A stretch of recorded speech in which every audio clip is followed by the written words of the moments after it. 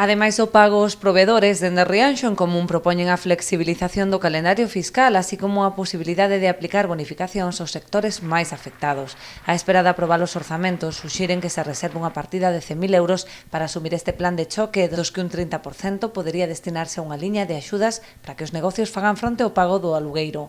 O 70% restante sería para inxectar liquidez.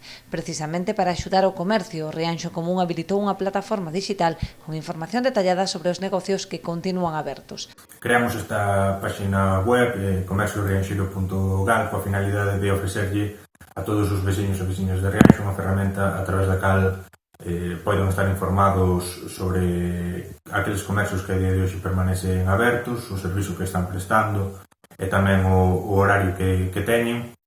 A información que a día de hoxe está na página web ven maioritariamente de un formulario que creamos xa fai unhas semanas nas nosas redes sociais e tamén se fomos poñendo alguna información sobre os comercios dos diferentes sectores. Ahora decidimos centralizar todo nesta página web para que fora máis accesible e tamén poder actualizar os horarios dunha maneira máis áxil ou actualizar o tipo de información relativa a cada un dos comercios.